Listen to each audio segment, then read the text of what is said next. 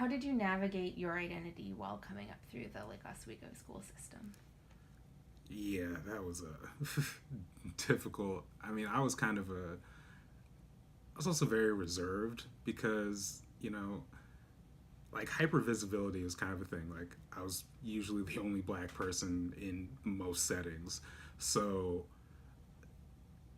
I just I already stood out and I really didn't want to stand out anymore. So I would try and like not, you know, not rock the boat or anything as much as possible.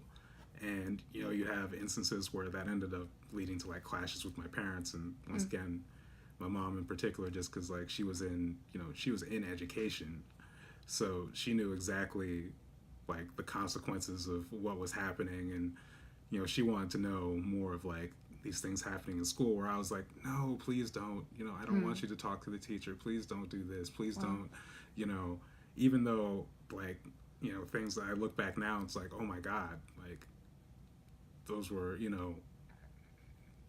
just bad situations. Like I used the kindergarten situation in grade school when I went to Forest Hills. We had this like these workbooks called Wordly Wise, where it's sort of like spelling, kind of grammar. Uh, they had a bunch of puzzles and stuff, but basically just how to describe it, just like more than spelling, like comprehension. Just like yeah. This is a really terrible description of what these books are, but basically it's just these like word workbooks, right? Yeah. And like I'd started like because we also had them at Touchstone, and I had gone through book 3 at Touchstone, like finished it, all that, and I kept them just because I don't know, my family keeps things. So when we started doing them again in I want to say 5th grade in Forest Hills, because I went through 3rd grade at Touchstone, then yeah, 4th grade transferred to Forest Hills, and in 5th grade they brought back Wordly Wise for our class, and then they put me in book 3, which once again I had done 2 years prior and still had the evidence for and everything like that. Plus I was also I was a good student. Yeah. But for whatever reason, the teacher just put me in book 3, which is like the low level for our class. And, my mom was like, no, that's not okay. You need to put him in what he's supposed to be in. Yeah. But the teacher was like, well, this is what I figured he'd be in. So we had to work out this like deal, I guess, where it's like, okay, if I get 100% on every test for 5 weeks, Oh my god. then I can move up to the grade I'm supposed to be in, even though I can show you this book, even though I've already demonstrated this in my other classwork. Yeah. But nonetheless, I did it. I got through it, and I did move up, and I still got like 90s and hundreds and all the when I was actually at the level I was supposed to be at. But I just think about just like having to jump through those hoops just to prove Yeah.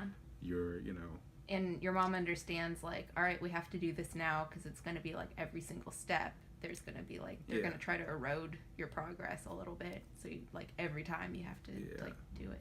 And she wanted to fight it more, aggressively, obviously, but she can only go off of, if I don't tell her things. And like I said, I was really not trying to tell her things just because, students, like, when you have students, basically, you're the only black kid in LO, they're just, saying whatever to you.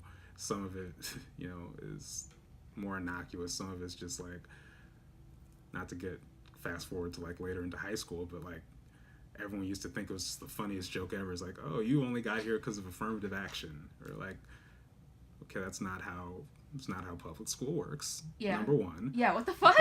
What? 2, I'm like, most of the people who had that joke was like, I don't know, if we're just like, I don't want to say like I'm smarter than you or anything. I don't know how you determine that, but like I'm in this AP class with you, doing better in this class than you are. but I only got here because, or I'm in this, AP class that you're not in. Yeah. But, I only got here because of affirmative action. Or That's not how public school works, and that's not how affirmative action works either. People aren't like, oh, that's an affirmative action. That's not how you do affirmative action. No. Okay. No, it's ridiculous. But, everyone thought it was the funniest joke because I heard it every day from people.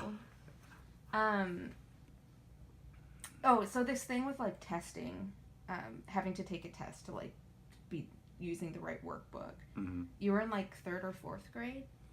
Yeah, well, and the Worldly Wise case was 5th grade. Oh. And then... Did you understand it as a racial thing then? Kind of, just because, like, my parents were like, yeah, you're... Like, they're not making other kids do this. Yeah. So, like, I kind of understood it, but, as... Once again, you're taught that, they try and tell you, everyone's equal, we're all great and everything. And, so I kind of understood it, but at the same time, it's like I didn't want to believe it, Yeah. Yeah. So it's like I was actively trying to, like, believe the best in people, Like, I just like, no, I know, and it probably is, but I just don't want to, just getting back to these conversations with my mom, it's just like, I don't want to stand out. I just don't, I just want to, you know what, it's fine, we'll be fine. Or at some point, like, I think the worst part is when you start kind of, like, internalizing what, like, the people say about you, to where it's like, no, maybe the teacher's right, maybe I'm not, quote unquote special, or maybe I'm not, that smart, or maybe I'm not like these other advanced kids or whatever. I'm just, maybe it's not, maybe you're just making more of a big deal about it. It's fine. Yeah. So, it was just like that constant, back and forth. And yeah, like, it was just a really long time, like, well into, like, adulthood, honestly, where it's just like, nah, maybe I'm not supposed to be here. Maybe I'm not, like, it's just always that, like, self-doubt. You just kind of, like, internalize. And even like, because it was long before adulthood to where I started really understanding that this is what's happening, and that, I have some kind of power to say something or do something to, push back. But even then, like, even after that understanding, or even after that consciousness, I still definitely, like, I definitely kept internalizing that self-doubt for, I mean, I probably still do to this day, honestly. Yeah.